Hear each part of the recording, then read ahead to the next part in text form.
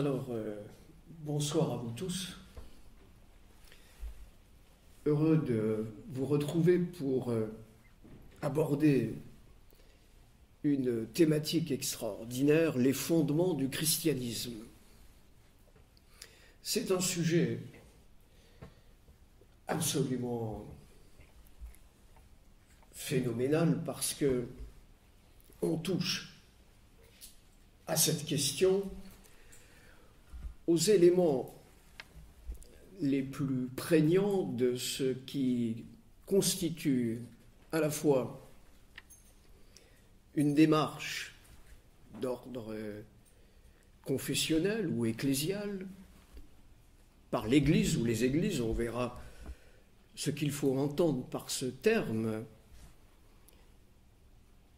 une approche de titre individuel, qu'on appelle la foi, et une perspective beaucoup plus large qui embrasse en réalité la question des religions au sens générique du terme. Alors d'abord, il faut poser un point qui va nous permettre d'avancer dans notre réflexion, c'est que le christianisme, ou être chrétien, c'est d'abord et avant tout, non pas adhérer à l'expression d'un livre, aussi sacré fût-il que la Sainte Écriture, l'adhésion à une confession religieuse, c'est d'abord la rencontre interpersonnelle,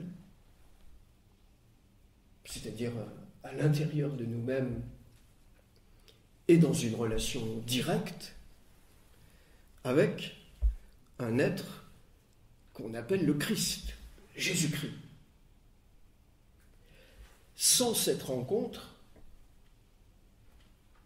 il peut y avoir tous les sacrements reçus par les différentes églises qui nous admettent en tant que chrétiens et qui nous reconnaissent en tant que chrétiens, avoir été l'objet de baptême, communion, confirmation, etc. S'il n'y a pas cette rencontre, on est chrétien sociologique, mais on n'est pas chrétien. Être chrétien, c'est avoir établi ce lien,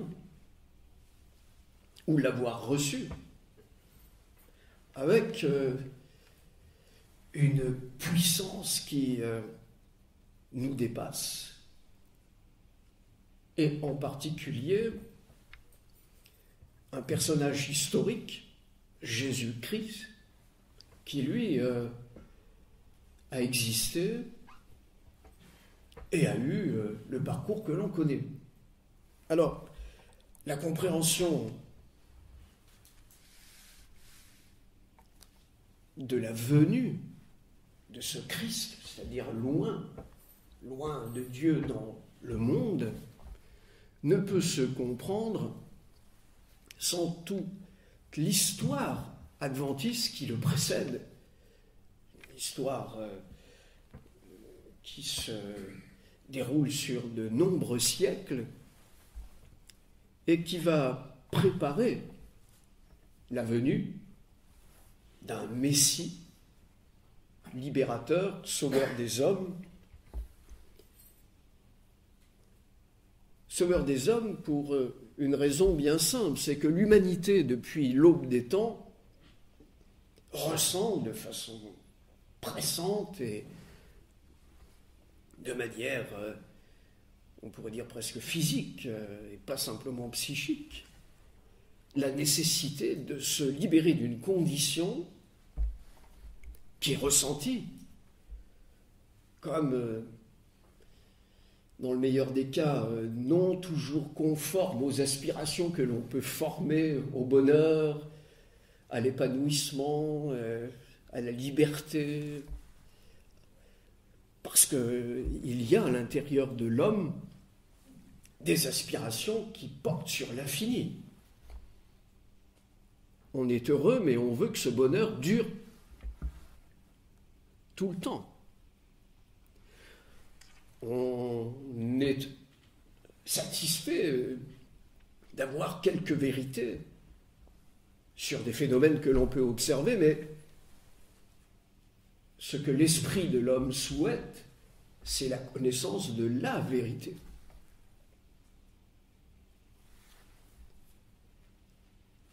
On ne se résout pas non plus, le temps avançant, à l'idée qu'un jour, il nous faudra quitter ceux que l'on a aimés, les êtres chers, l'environnement dans lequel on a vécu, les biens que l'on a acquis et les connaissances que l'on a réussi à avoir un minimum de l'environnement dans lequel nous sommes situés.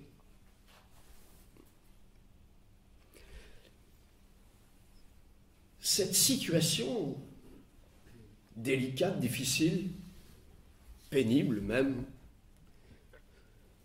de nombreuses traditions y ont répondu, soit par des éléments de sagesse, le bouddhisme, soit par des éléments mythologiques.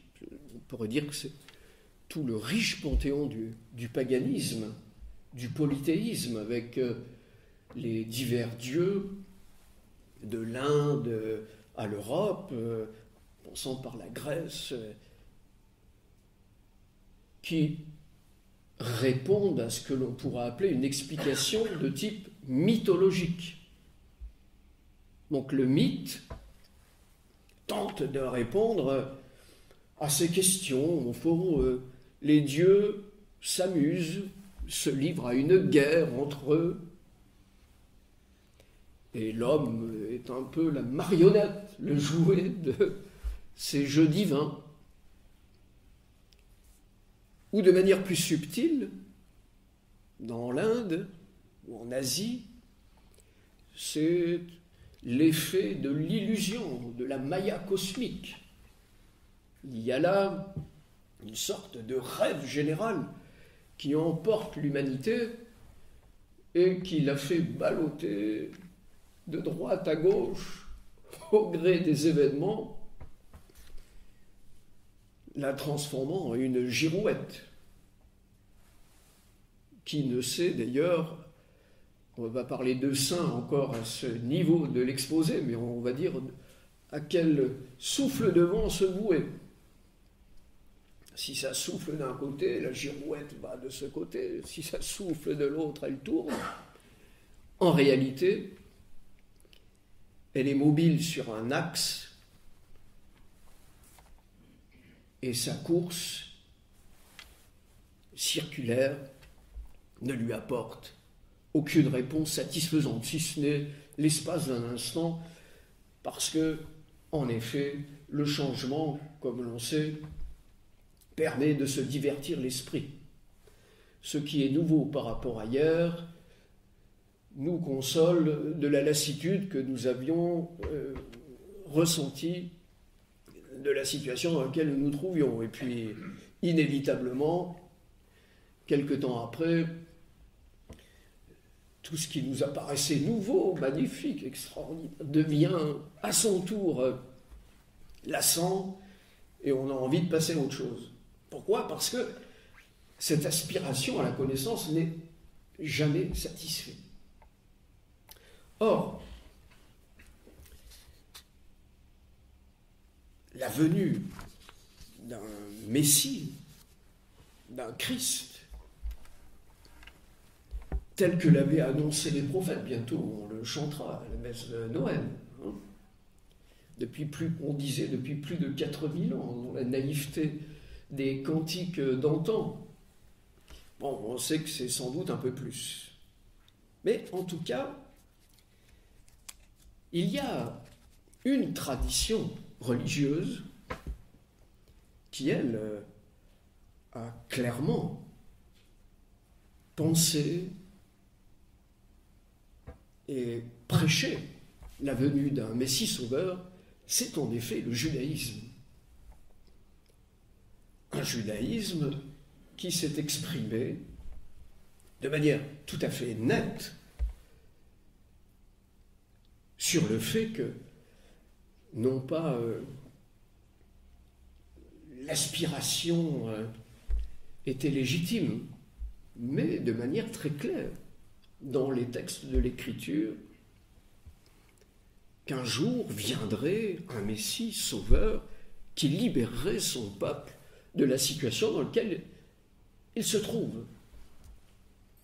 Isaïe, de ce point de vue, est extraordinaire, parce que si vous lisez le livre d'Isaïe, vous vous apercevez que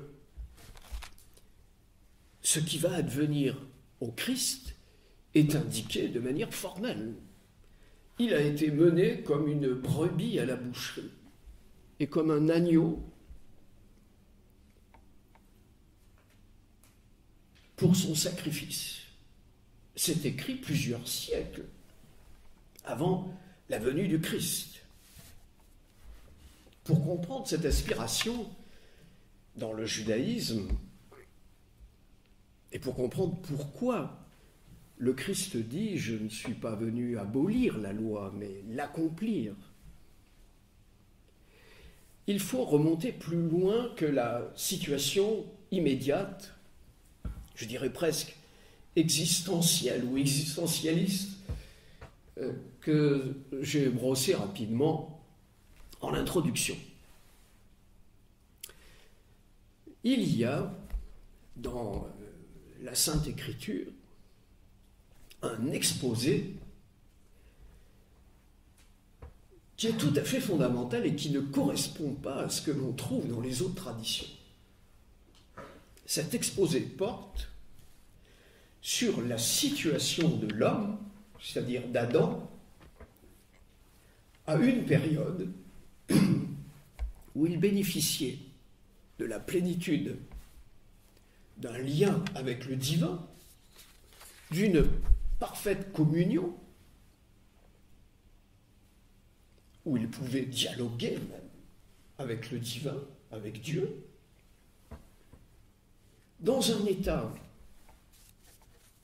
d'harmonie, de perfection et d'immortalité. Vous imaginez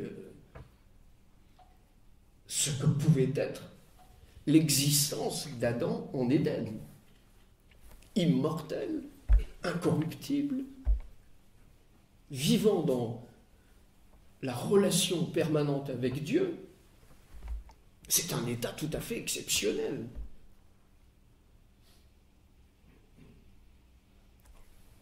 Qui est décrit dans la Sainte Écriture. Mais, car il y a un mais dans cette histoire idyllique, Adam ne va pas répondre si l'on peut dire au contrat spirituel, moral, métaphysique, mystique dans lequel Dieu l'a établi. Un contrat, comme vous le savez, porte entre deux parties sur la confiance. C'est vrai d'ailleurs à tous les niveaux des relations contractuelles. Et le couple humain en est la meilleure représentation. Là, le contrat ne portait pas entre deux personnes physiques, mais entre Adam et Dieu. Dieu est faisant toute confiance à celui qui avait été doté des facultés les plus extraordinaires. On parle de dons supranaturels, non pas surnaturels, mais supranaturels. C'est-à-dire c'est le maximum que l'on puisse imaginer des dons dont l'homme peut être détenteur.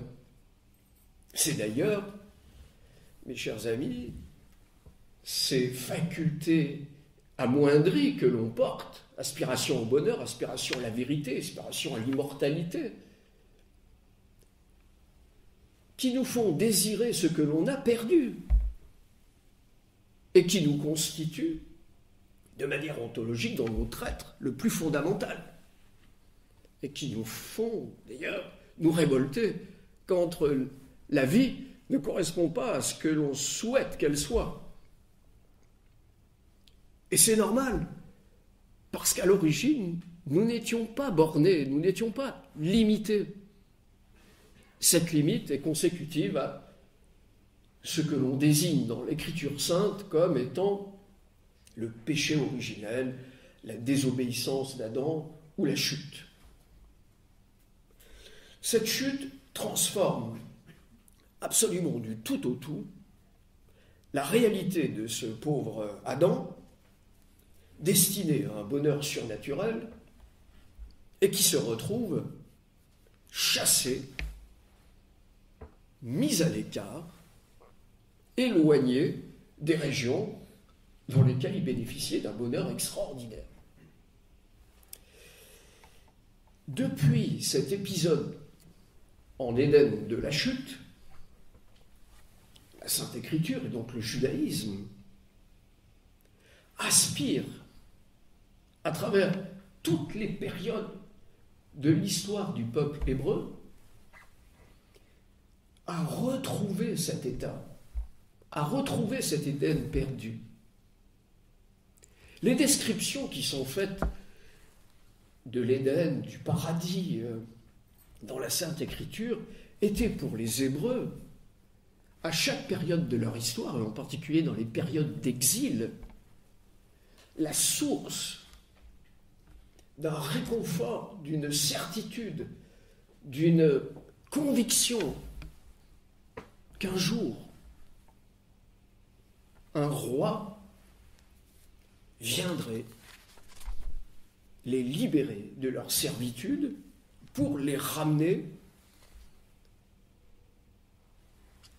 dans une terre qui n'était pas simplement une terre promise matérielle, mais également un état primitif de la créature.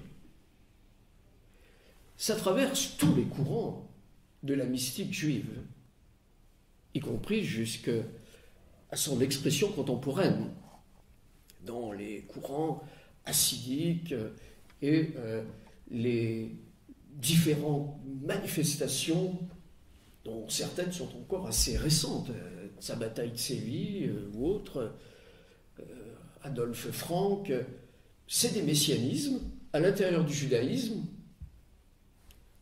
qui ignorent évidemment le Christ, qui ne le considèrent pas comme le Messie attendu, pour les raisons que l'on va comprendre, mais qui en tout cas poursuivent fort logiquement l'aspiration qui était l'aspiration primitive du judaïsme historique. Le chrétien, le christianisme est donc fondé, parce qu'il faut examiner les fondements ce soir, les fondements du christianisme. Le christianisme, notre foi chrétienne, est donc fondée, mais de manière absolue, de manière certaine, sur le fait que ce Messie attendu pour libérer les hommes, libérer l'homme de la situation dans laquelle il se trouve, ce Messie est venu. Il est venu, il a habité parmi nous, et il a pris forme humaine. Il ne s'est pas manifesté comme un dieu sur un nuage. Il est venu dans un lit de paille, la nuit de Noël, entouré d'un bœuf et d'un âne pour le réchauffer. Bon, je sais bien que tout ça participe d'une imagerie qui peu à peu a été établie pour que les populations comprennent ce qui s'est passé. Mais derrière cet aspect naïf, il y a quelque chose de très vrai. Ce Messie s'est incarné. Et nous venons là d'entendre le mot-clé de la foi chrétienne, l'incarnation. L'incarnation. Comment ? Dieu, imaginez pour les Juifs de l'époque, Dieu, Saint gars, il vient prendre cette enveloppe dégradée à cause de la chute, frappée de limites, soumise à la mort. Dieu assume cette enveloppe et vient parmi nous cheminer, nous parler, s'exprimer. Ça n'a aucun sens. Mais ça n'a pas aucun sens que pour les Juifs. Ça n'a aucun sens pour toutes les traditions religieuses. Les dieux vivent dans l'Olympe, dans l'Empyrée, au sommet des Himalayas. Ils sont incorruptibles. Ils bénéficient d'une existence dégagée de toute servitude, de toute contrainte. Et là, Dieu prend chair à partir d'une jeune vierge palestinienne, d'une famille tout à fait modeste, parce que ces pauvres gens cherchent un logis le soir de Noël. On a fixé la date de la naissance de Jésus-Christ au VIe siècle. Mais ça n'a pas d'importance, parce que tout cet aspect nous donne des renseignements fondamentaux. À savoir que la venue d'un Christ libérateur, pour le chrétien, se fait en assumant la responsabilité d'Adam, en assumant les conséquences de la désobéissance. Pourquoi ? Parce que il y a dans la compréhension que nous avons de Dieu en tant que chrétiens, ou que les chrétiens ont, c'est que Dieu aime ses créatures. La charité est placée au centre. Au centre de quoi ? Pas de la relation, de la nature de Dieu. Et ça, c'est tout à fait novateur, y compris pour le judaïsme ancien. Parce que ce que va faire le Christ, c'est éclairer la loi et les prophètes. C'est montrer que le Nouveau Testament se cache derrière l'Ancien Testament, qu'on ne l'a pas vu, qu'on n'a pas su le voir, qu'on n'a pas su le comprendre. Et il explique par ses discours, qu'on appelle des paraboles, en quoi, si l'on avait su lire attentivement, la figure du Christ, homme, Dieu, vrai homme, vrai Dieu, cette double nature, qui est un cas unique dans le cadre des traditions religieuses, eh bien, on la retrouve. On la retrouve si l'on étudie les figures des différentes époques qui ont précédé la venue du Christ. Prenons Adam, l'époque patriarcale la plus reculée où nous puissions aller. Comme quoi, on ne pourra pas dire que nous n'avons pas étudié vraiment les fondements les plus anciens. Adam. Jésus se laisse découvrir derrière Adam. Adam, c'est le père de tous les hommes, selon la chair. Jésus est le père de tous les hommes, selon l'esprit. Double nature. Le nouvel Adam répond à ce qu'était le premier Adam, dégradé dans sa situation matérielle, après le péché originel. Abel était pasteur de brebis. De nouveau, on retrouve l'image du Christ en tant que pasteur des hommes. Je suis le bon pasteur. Mes brebis me connaissent et je connais mes brebis. Je suis le bon berger. Jésus est le pasteur de toutes les âmes. Jésus se trouve derrière la figure d'Abel. Noé, qui construisit l'arche que lui avait demandé Dieu de réaliser, afin d'y loger toutes les créatures vivantes, pures comme impures, de manière à les soustraire au déluge. C'est la figure du Christ établissant son assemblée, son ecclésia, c'est-à-dire son Église, pour que tous, pécheurs comme saints, puissent y trouver les moyens de la rédemption et du salut.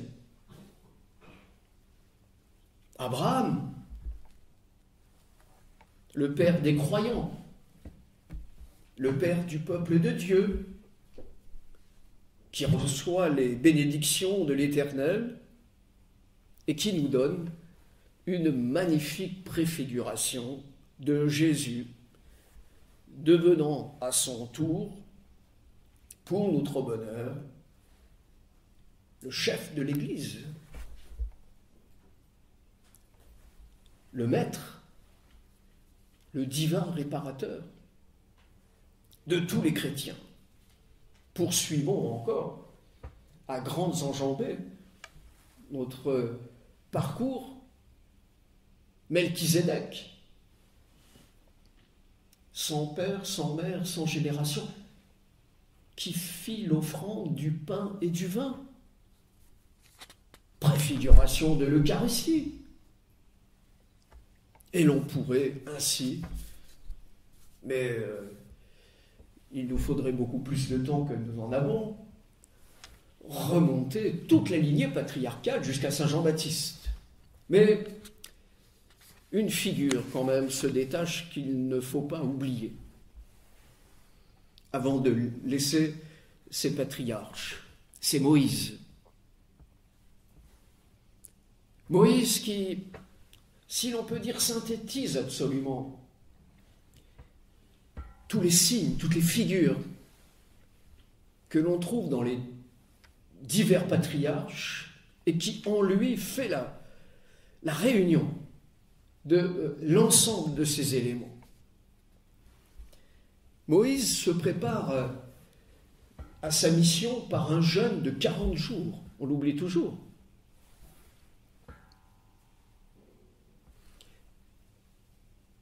Où ça? Sur le mont Sinaï, où il opère des miracles, afin de soustraire le peuple hébreu à la servitude des Égyptiens. Comme le Christ a permis aux hommes de se libérer de l'esclavage de l'ennemi de Dieu.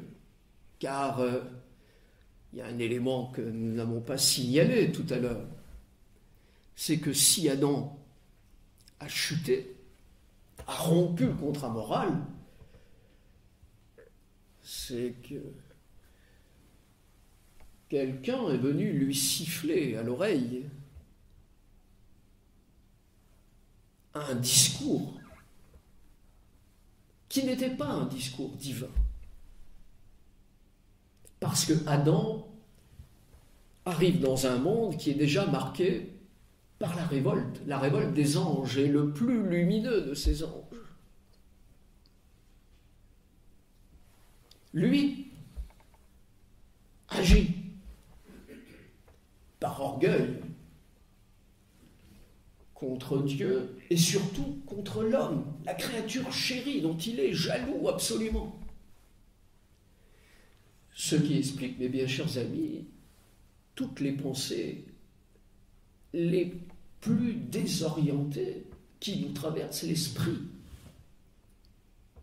mais qui ne sont pas nos pensées, qui ne sont pas le fruit de notre propre réflexion, qui nous sont dictées. Alors je sais bien que les psychanalystes ont appelé ça l'inconscient depuis, mais enfin, l'inconscient, dans la Sainte Écriture, on en parle depuis le premier chapitre de la Genèse. Une voix dicte à Adam d'aller contre ce qui est bon contre lui. Et ce pauvre Adam, dans sa faiblesse, l'écoute. Comme nous continuons d'ailleurs à écouter toujours ces voix négatives, ces voix contraires, ce qui vous explique d'ailleurs l'état dans lequel se trouve le monde. Je n'ai pas besoin de vous faire un dessin, les actualités suffisent. Je ne vous rassure pas en vous disant que ça n'a pas beaucoup de chances de s'améliorer si on continue à entendre et à prêter écho, un crédit à ce type de voix qui viennent nous traverser l'esprit. Et alors quand c'est des collectivités entières qui écoutent ces propos, des nations, nous avons le spectacle continuel que l'on voit depuis des siècles, de guerre, de révolution, d'abomination, d'horreur. C'est lié, c'est absolument lié. Donc revenons à Moïse.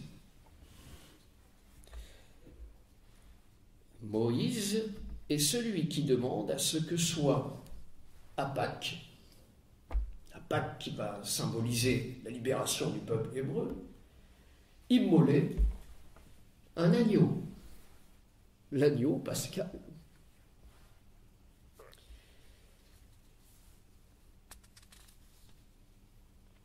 Moïse qui va faire passer le peuple hébreu à pied sec à travers la mer Rouge,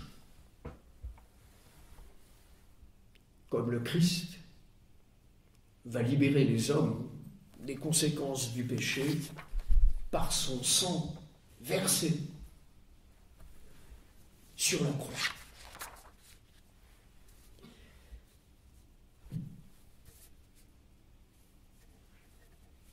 Lorsque le Christ arrive,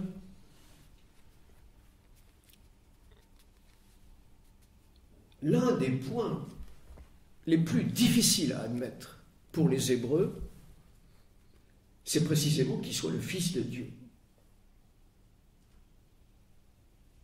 Et d'ailleurs, c'est ce qui va entraîner sa mise à mort. Il est mis à mort pour blasphème. Comment? Dieu a un fils? Soyons sérieux. Dieu, inaccessible, impensable, incommunicable, ineffable. Celui, imaginez bien, dont une fois l'an, le grand sacrificateur, dans le Saint des Saints, prononçait le nom en tremblant. Et il était rattaché par une corde, tellement on avait peur. Personne d'autre ne pénétrait que lui dans le Saint des Saints. Il avait des clochettes au bout de sa robe, une corde le retenait et on savait qu'il pouvait se passer quelque chose de terrible à ce moment-là. Et donc pour le ramener, ce pauvre, la corde permettait, parce qu'on ne pouvait pas rentrer, donc personne n'avait le droit sauf lui. Et là, le Christ arrive.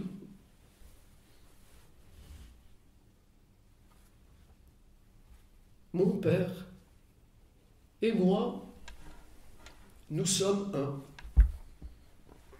Évangile de Jean, chapitre 10, verset 31. Comment? Celui-là de Bethléem. On connaît son père, Joseph, sa mère, ses cousins. Il appelle Dieu son Père. Oui, il dit que Dieu est son Père. Ah bon? Oui, mais il dit aussi que nous sommes ses enfants. Ah bon? Et que... Ah bon, c'est la même famille? Oui. Et ça n'a...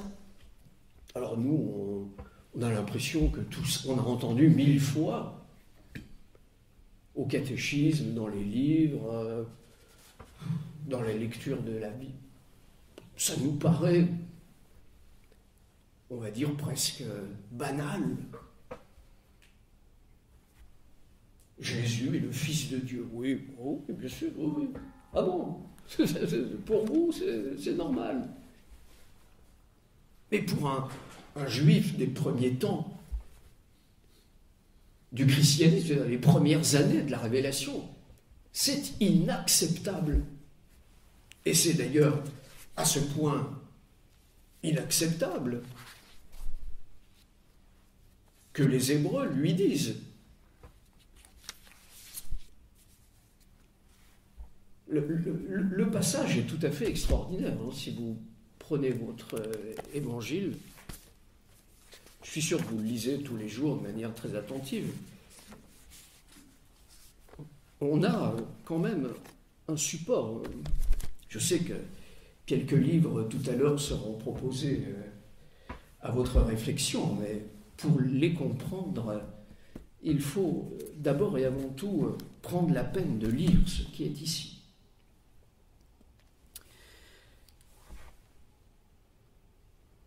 Alors les Juifs prirent de nouveau des pierres pour le lapider. Pour quelle raison?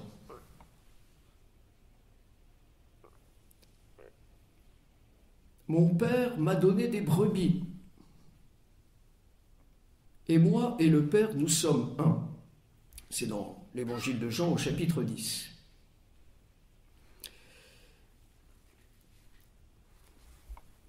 Jésus s'étonne qu'on veuille le lapider. Alors, il leur dit, je vous ai fait voir plusieurs bonnes œuvres de mon Père, des guérisons, des miracles. Pourquoi voulez-vous me lapider? Les Juifs lui disent, ce n'est pas pour tes bonnes œuvres que nous te lapidons, mais pour un blasphème, et parce que toi, qui es un homme, tu te fais Dieu. Alors écoutez bien la suite, parce que la compréhension de ce que nous allons aborder dans notre conférence de ce soir en est la clé. Jésus leur répondit, mais n'est-il pas écrit dans votre loi?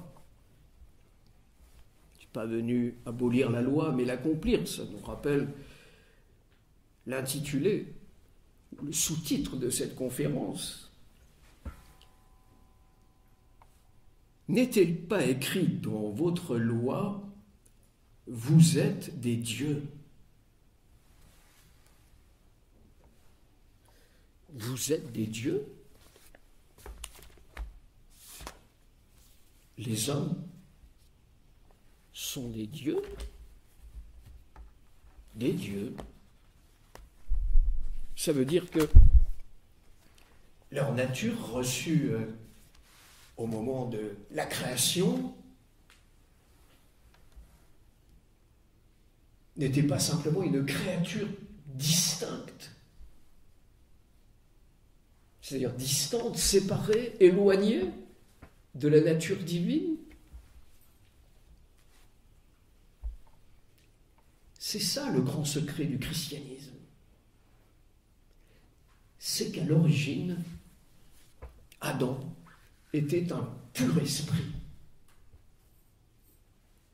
de nature identique à Dieu. Ouh, mais ce que vous êtes en train de nous dire, c'est pas du tout ce que me raconte ni mon curé, mon pasteur, ça ne va pas du tout, là. Ah, mais oui, mais je suis désolé, moi je dis ce qui est écrit là-dedans.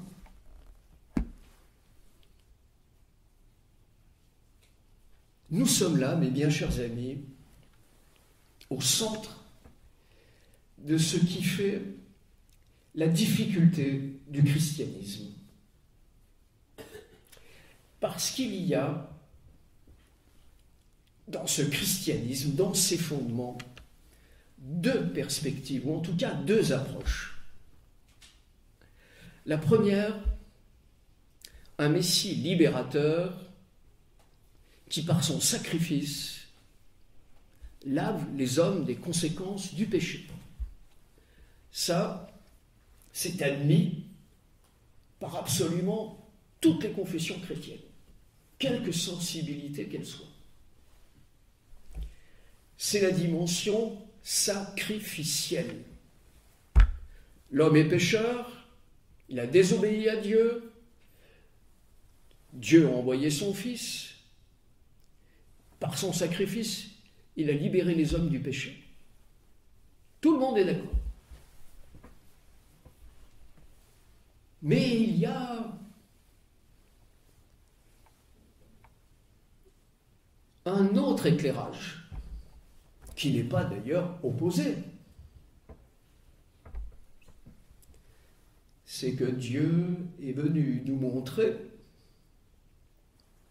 par son incarnation, ce qu'il en était de la nature réelle de l'homme,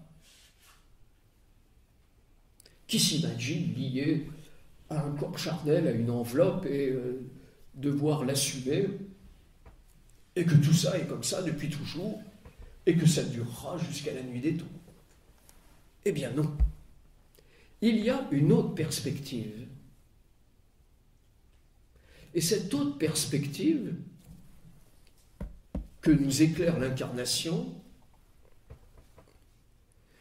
c'est que l'unité entre le Christ et le Père est identique à l'unité que nous avons, nous, entre Dieu et toute la génération d'Adam. Nous sommes dans la même situation. Et c'est d'ailleurs ce que dit le Christ. Moi et le Père, nous sommes un, mais vous et le Père, vous êtes un aussi. Par moi. Parce qu'il est le passage. Il est le moyen d'accéder, pas simplement à cette connaissance, à cette expérience personnelle, expérience ressentie dans notre relation avec le ciel. Être chrétien, c'est donc pas uniquement bénéficier des conséquences de la libération du péché, c'est également être invité à une expérience directe du divin et de Dieu. Pourquoi ? Tout simplement parce que, au moment de sa mort, le Christ accomplit la loi. C'est là l'accomplissement de la loi. Le vendredi saint. Au moment où, sur la croix, il prononce ses dernières paroles. Eli, Eli, lama sabachthani. Qu'est-ce qui se passe à ce moment-là ? Dans le temple de Jérusalem, le rideau qui séparait le sanctuaire du Saint des Saints se déchire de part en part et libère entièrement le passage pour que les hommes puissent rencontrer Dieu Jésus, par son sacrifice, nous donne accès au sanctuaire. C'est prodigieux. Et on peut comprendre d'ailleurs que dans l'approche hébraïque de cet événement, ça puisse représenter quelque chose d'inacceptable. Absolument inacceptable.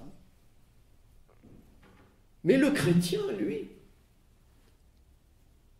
possède la même dimension sacerdotale que le grand sacrificateur qui, une fois l'an, osait, en tremblant, prononcer le nom de Dieu. Et nous, y compris aux petits-enfants, nous leur expliquons comment s'adresser à Dieu. Tu vas parler à Dieu dans ton cœur, mon chéri.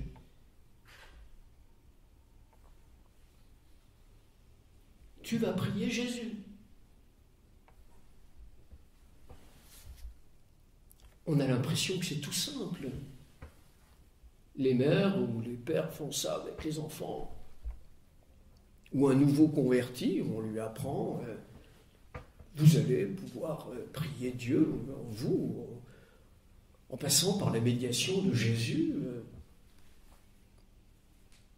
Mais c'est exceptionnel. C'est extraordinaire. C'est un fait renversant. C'est une révolution du point de vue métaphysique. C'est quelque chose de tout à fait nouveau dans l'histoire. Et cette nouveauté est tellement énorme que dans les premiers siècles du christianisme, on en parle à voix basse. Ce sont les premières écoles, dites de tradition orale, qui, parallèlement à la prédication, faites pénitence, convertissez-vous et acceptez Jésus comme sauveur, qui était, on va dire, la prédication générale, massive, par laquelle les apôtres allaient et baptisaient les peuples. Saint Paul, d'ailleurs, en est le meilleur exemple. Mais parallèlement à ça, discrètement, que l'on délivrait aux chrétiens baptisés, et non pas aux catéchumènes, ceux qui déjà avaient passé la première étape. Leur était révélé ce que Saint Clément d'Alexandrie, Origène, Saint Grégoire de Naziance, Saint Justin, Saint Ambroise de Milan, Saint Maxime le Confesseur, Saint Denis l'Aréopagite ont écrit et nous laissent dans leurs textes. C'est la compréhension intérieure du mystère de l'incarnation.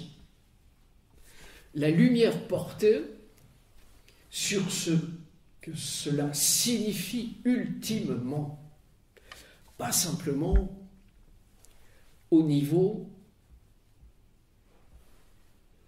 de la naissance de la créature nouvelle, à une vie libérée du péché, à une existence fondée sur l'exigence morale, aime ton prochain comme toi-même, etc., le respect des 10 commandements, toute chose qui a sa raison d'être, qui est absolument nécessaire et vraie. Mais cet aspect extraordinaire, le lien immédiat, le contact, non pas avec une puissance qui m'est étrangère, une dimension divine qui est éloignée de moi, aussi éloignée que sont les galaxies de notre surface terrestre. Non. un Dieu qui est la vie. C'est ce que dit saint Paul d'ailleurs aux Athéniens, qui sont philosophes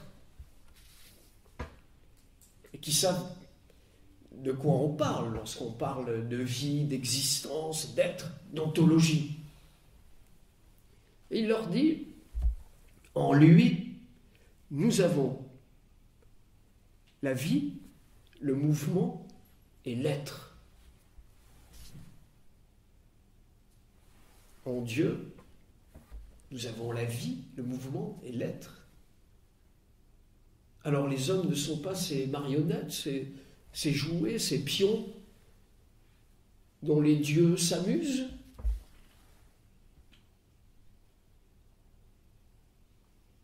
Et lorsque d'ailleurs Paul fait le tour du Parthénon, il voit un temple au Dieu inconnu. Il s'approche de l'agora, il regarde les Athéniens, il leur dit « Vous, les Grecs, vous êtes le plus religieux de tous les peuples, parce que vous avez un autel au Dieu inconnu. Et ce Dieu inconnu, je vais vous expliquer qui il est. » C'est là qu'il développe en disant « En lui, nous avons la vie, le mouvement et l'être. » Et puis à un moment, il leur dit, il est venu ce Dieu parmi nous, il a habité parmi nous. Il a été mis à mort, et le troisième jour, il est ressuscité. Alors là, lorsque les Grecs entendent ressusciter, ils regardent Paul avec des yeux écarquillés, ils se revêtent de leur toge, ils secouent leurs sandales, et on t'écoutera sur ce sujet un autre jour, en forme polie. Celui-ci, il a une case qui tourne pas bien rond, hein. Il est un peu dérangé, ce Paul. On va le laisser se reposer. C'est sans doute l'ambiance d'Athènes qui lui donne des vapeurs. On va le laisser dormir une nuit ou deux, il ira mieux après. Et non. Parce que, en effet, pour le chrétien, sa vie, son être, son mouvement sont d'origine divine, en lui. C'est pas nous l'avons reçu comme ça, comme un cadeau, ou comme un colis par la poste, par Chronopost. Allô, vous avez un colis dans la boîte aux lettres. Non, non. C'est la nature de l'homme. Ça n'a pas été déposé par un préposé à la livraison de paquets venus du ciel. C'est la nature de l'homme. On m'a dit qu'il ne fallait pas taper ce soir. Donc je vais essayer de... Mais là, on commence à aborder des éléments extraordinaires.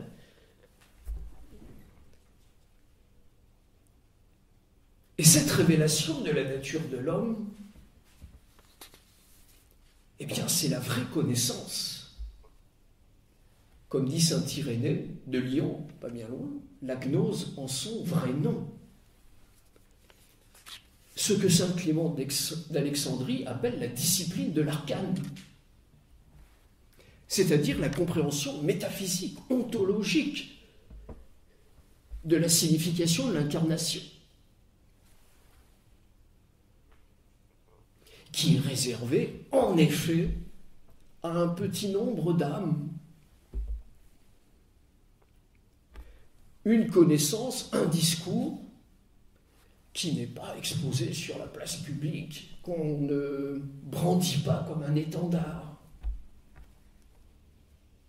qui n'a pas vocation, si l'on peut dire, au prêche, mais qui nécessairement, dans la vie chrétienne, lorsqu'elle avance en perfection, en exigence de connaissance et de compréhension de ce que signifie être chrétien, un discours vital, un discours absolument essentiel. Faute de quoi, eh bien, nous sommes sous-alimentés dans notre foi. Nous sommes des chrétiens en état de manque, de diète, de carence alimentaire, comme on dit aujourd'hui. Ah, on a fait les résultats. Votre certificat de baptême revient avec des analyses qui montrent qu'il vous manque beaucoup d'éléments en mystique, en métaphysique, en ontologie et en ésotérisme. Il va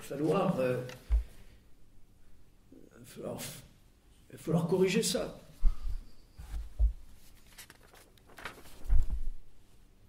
Ah, c'est très net, cher monsieur. Ah, c'est très net. Là, les examens sont clairs. Oui, mais alors, qu'est-ce que je fais pour me soigner? Bien gentil, montrer... mais je fais quoi, moi, avec ça? Je vais chez quel spécialiste? Vous savez que les carnets d'attente sont longs. Hein. Il va falloir être patient.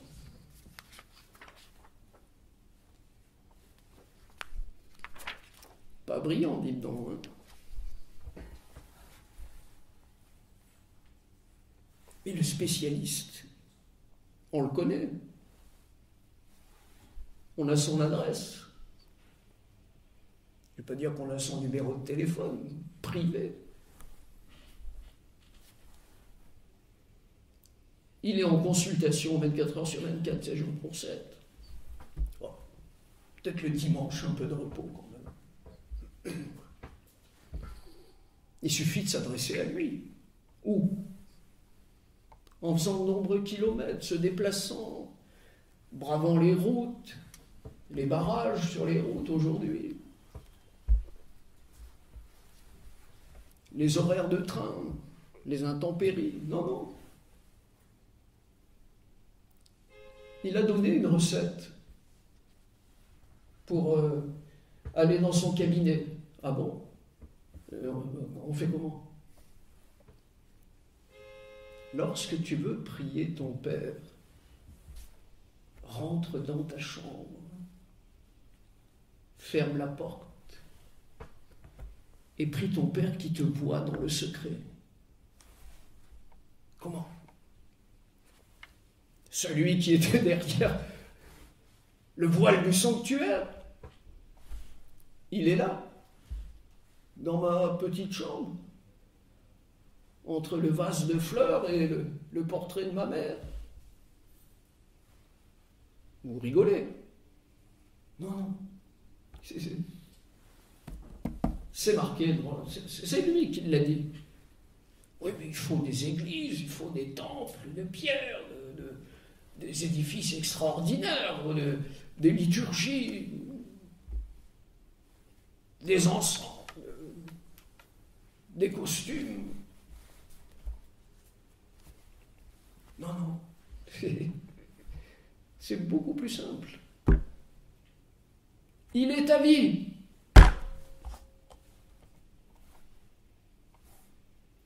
C'est lui qui vit en toi.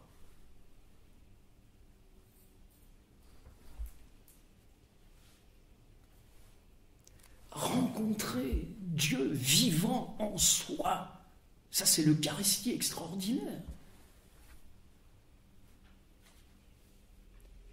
C'est une liturgie extraordinaire. Pourquoi? Parce que si l'on comprend que la vie que nous avons, que nous donnons aussi par nos enfants, c'est Dieu lui-même qui se répand, alors ça change tout. La relation à moi-même est complètement modifiée. Je n'ai pas peur de mon enveloppe. La plupart qui est extraordinaire, la plupart des chrétiens aussi sont comme ça. Ils ont peur d'eux-mêmes. Mais nous sommes dans les mains de Dieu. Mais ça va même plus loin. Nos mains sont le mouvement divin actif. Si nous bénissons un être, c'est Dieu qui le bénit.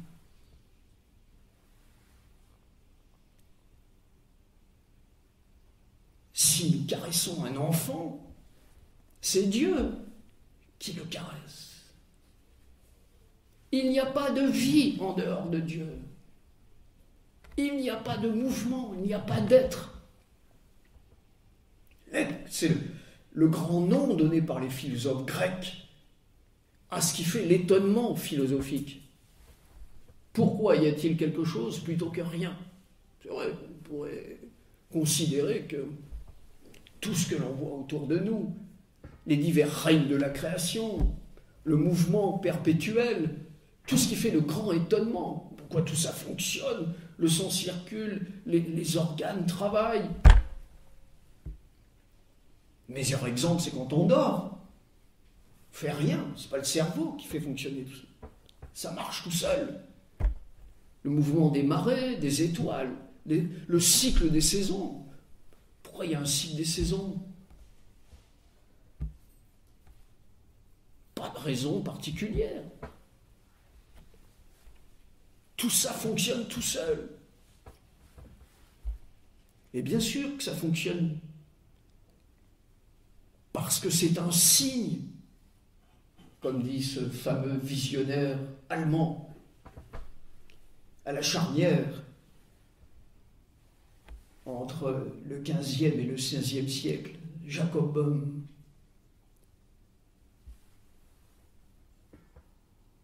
La signature des choses, c'est la signature divine, la moindre petite chose, l'eau, un morceau de bois, les aliments que nous mangeons. C'est la signature visible du divin. Un monde divin dans lequel nous baignons par identité de nature. Si nous changeons nos lunettes et qu'au lieu de porter des lunettes qui nous empêchent de voir ce monde sous son aspect divin, nous mettions des verres qui nous permettent de le voir sous son aspect réel. La question de la modification de la vision répond à la naissance du nouvel homme. Car s'il n'y a pas nouvelle naissance, alors la perspective propre du christianisme ne s'est pas faite. Et nous sommes des chrétiens de nom, externes.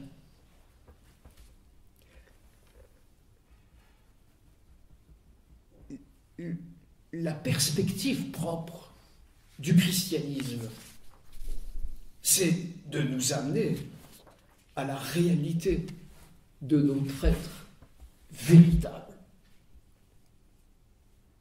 Le fondement du christianisme, sa base extraordinaire, est de posséder cette connaissance et de la délivrer comme un trésor, comme un bijou inestimable aux âmes capables de l'entendre. Ils ont des yeux pour voir et ils ne voient pas, ils ont des oreilles pour entendre, ils n'entendent pas. C'est exactement ça dont il s'agit.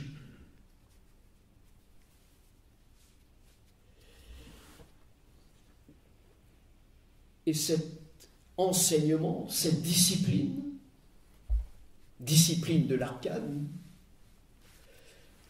d'Origène, de Clément d'Alexandrie, va traverser l'histoire d'Ambroise de Milan, etc., Philon, par différents courants, par différentes branches, souvent parallèlement aux églises institutionnelles, qui, faute de comprendre cet aspect, vont même parfois porter sur lui un discours critique et dénoncer comme des erreurs ce qui pourtant est dans le noyau interne de la révélation chrétienne. Et ces courants traversent l'histoire en veillant à ce que cet enseignement perdure, puisse cheminer, préserver et être transmis. D'où des écoles, des structures, des organisations qui, à travers l'histoire, vont avoir pour rôle de préserver cet enseignement et lui permettre de cheminer en toute quiétude, pas toujours, parce que dans certaines circonstances, c'est un peu plus compliqué. Et c'est la raison d'ailleurs qui fait qu'au XVIIIe siècle, un certain nombre d'hommes vont se réunir et s'organiser pour constituer des structures où l'on va délivrer, quoi donc, une initiation chrétienne. Vous savez qu'on dit du baptême que c'est le sacrement de l'initiation, parce que celui par lequel quelqu'un passe d'un état de non-chrétien à l'état de chrétien. Eh bien, il y a une autre étape. C'est l'étape où on passe de l'état de chrétien à l'état d'enfant de Dieu, de fils du Père, où la relation avec le divin devient une relation directe, immédiate, réelle, effective, concrète, avec les outils pour pouvoir établir cette relation. Parce que si on n'a pas d'outils, qu'on se satisfait de beaux discours, on peut rentrer chez soi le soir, on dira, j'ai écouté une conférence intéressante, vous a dit qu'on était de même nature que Dieu, qu'on pouvait rentrer en relation avec lui, et que notre but, d'ailleurs le but de la venue de Jésus-Christ parmi nous, était de nous ramener à cet état premier. Oui. Demain, c'est samedi, on doit aller faire les courses, hein, chérie. Donc, tu me feras le plaisir de sortir un peu de tes ouvrages, n'est-ce pas? Et de vérifier si la voiture fonctionne, d'autant qu'il risque d'y avoir des embouteillages demain, je vous le confirme d'ailleurs. Et puis le train-train revient, et puis tout ça nous passe par-dessus la tête. Oui. Ah oui, il était très bien, le conférencier, très bien. Il était bien chauffé, bien éclairé, très bien organisé aussi. Oui, mais le but, mes chers amis, c'est pas de passer un moment agréable entre nous. C'est de faire en sorte que, lorsque vous allez sortir, vous ayez les moyens, les outils, que vous sachiez comment vous y prendre. Et surtout, si mon rôle peut servir à quelque chose, c'est de vous convaincre que c'est vraiment l'aventure la plus extraordinaire qui puisse arriver, et que vous n'avez pas perdu votre temps en venant ce soir à Valence, bravant les intempéries, le froid, les barrages routiers, pour écouter une conférence sur les fondements du christianisme, qui ne se veut pas uniquement de type historique, exégétique. Ça, on peut le faire, y compris en achetant des cassettes vidéo qu'on regarde à la télé. Mais ce qu'on dit ce soir, vous ne l'entendrez pas sur les chaînes de télévision, ni à la radio, ni nulle part ailleurs. C'est spécifique à certains courants de pensée qui ont conservé l'héritage de ces premières écoles mystiques. Globalement, l'école d'Alexandrie, qui se développe à travers l'histoire, qui passe par la mystique rhénane, les grands visionnaires de l'Europe du Nord, et qui aboutit à ce dont nous sommes les dépositaires aujourd'hui, à savoir des connaissances d'une nature tout à fait différente.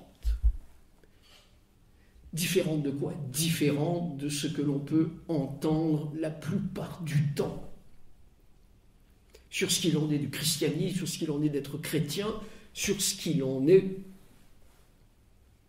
de notre relation à Dieu.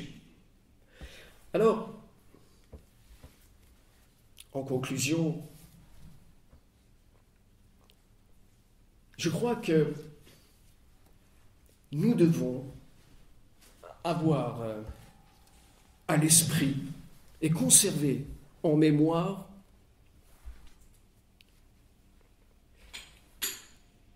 que la primitive Église à laquelle nous appartenons, dite Église intérieure, c'est la communauté faite au début des temps entre Adam, le Christ et le Père, et évidemment le Saint-Esprit. Et cette première Église, qui, en raison des événements de l'histoire, a fait que Adam en a été éloigné, cherche à ramener ses enfants à l'intérieur de ses larges bras, de ses ailes déployées, comparables à celles du pélican. Saint Athanase nous laisse une phrase tout à fait extraordinaire qui dévoile ce grand secret. Dieu s'est fait homme pour que l'homme devienne Dieu. Ces mots ont été prononcés précisément parce qu'ils résument dans une sentence la véritable essence du christianisme, la descente ineffable de Dieu jusqu'aux limites ultimes de notre condition et jusqu'à la mort sur la croix, mais qui est une descente de Dieu qui ouvre aux hommes un chemin d'ascension vers la vision illimitée où l'union des êtres créés avec la divinité puisse être réalisée. Pierre, l'apôtre Pierre, affirme que par le Christ, nous sommes devenus participants de la nature divine.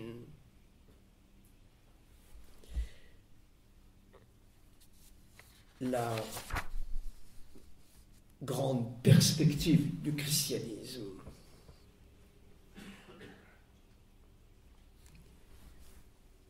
C'est d'être fidèle à ce que nous dit le Christ lui-même. Lorsque, priant son Père, il prononce ces mots, qu'il soit un en nous, qu'il soit un comme nous sommes un.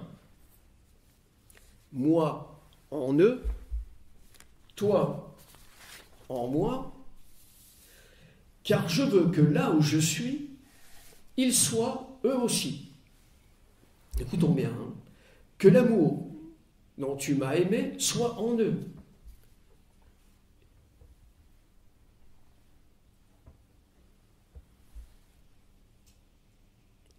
Cette prière de Jésus dit le but ultime.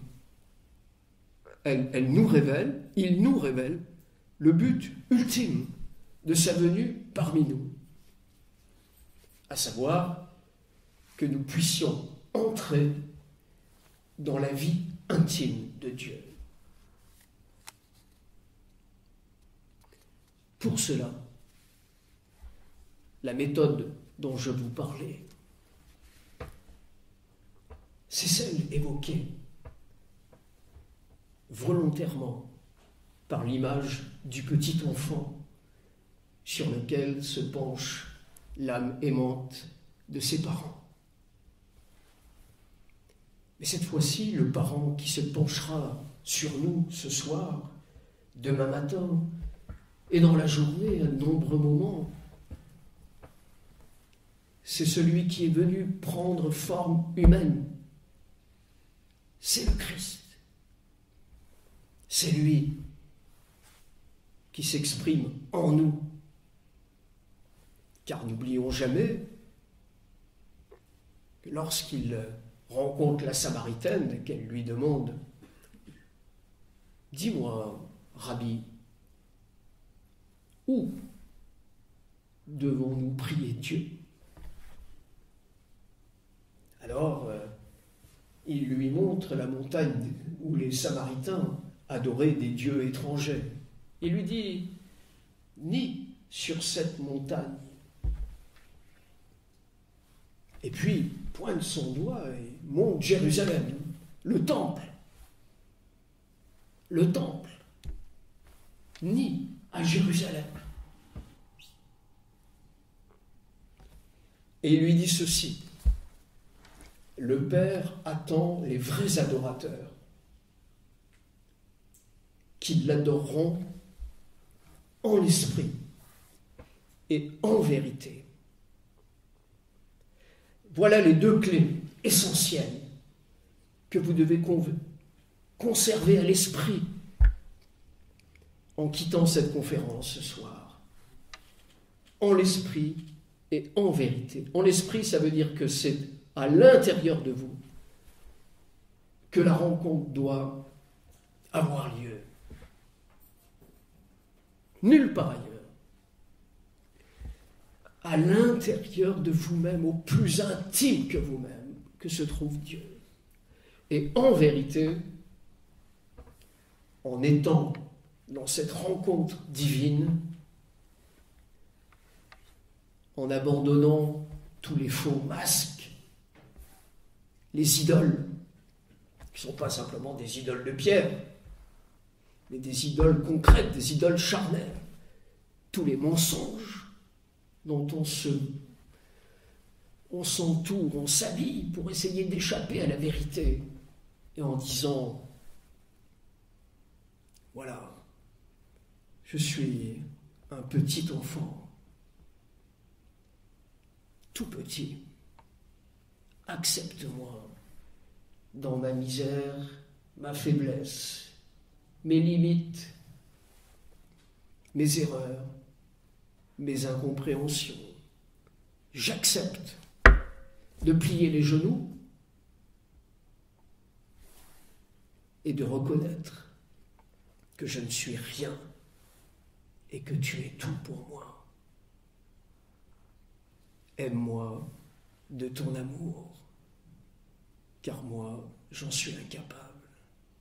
Et alors là, c'est lui qui nous prend et qui nous amène à lui dans la contemplation ultime du vrai visage de Dieu. En effet, qui est amour. Je vous remercie.